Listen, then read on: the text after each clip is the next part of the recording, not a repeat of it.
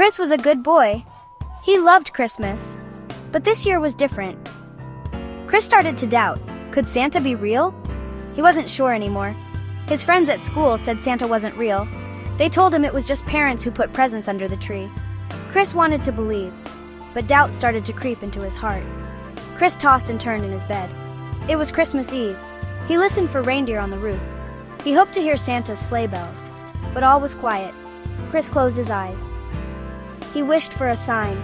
He wished to believe in the magic of Christmas again. A loud whistle startled Chris awake. He jumped out of bed and ran to the window. A giant train stood outside his house. It sparkled with lights in the snowy night. This was no ordinary train. This was the Polar Express. Chris couldn't believe his eyes. What was the Polar Express doing at his house? He heard a knock on the door. A conductor stood outside. He wore a big, friendly smile. All aboard for the North Pole. Chris hesitated. Should he go?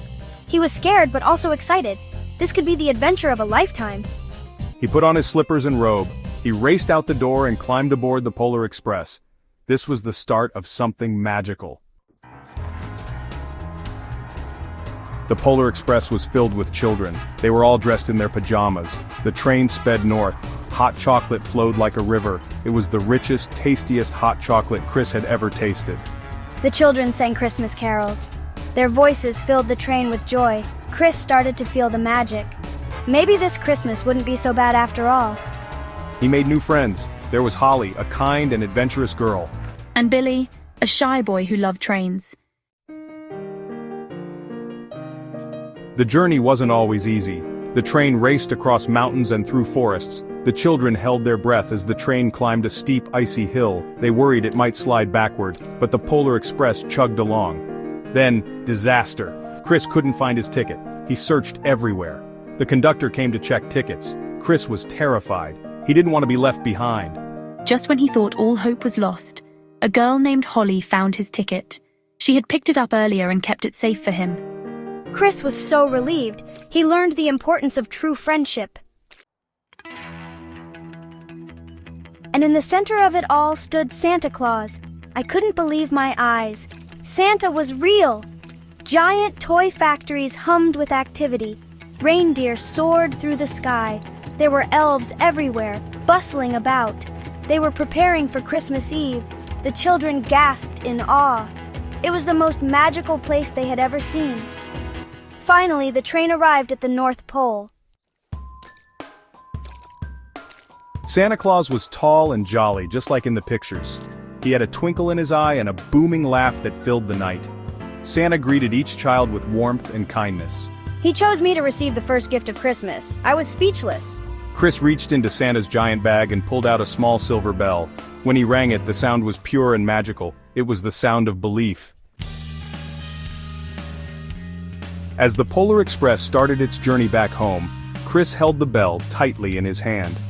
It was the most precious gift he had ever received. He had seen the magic of Christmas with his own eyes. He had met Santa Claus, and he had made true friends along the way. I now understood that believing in something wasn't silly. It was about keeping the spirit of Christmas alive in my heart. I knew that as long as I held on to that belief, the magic of Christmas would always be with me. The Polar Express pulled up outside Chris's house. He said goodbye to his new friends and promised to keep in touch. As he walked inside, he realized something amazing.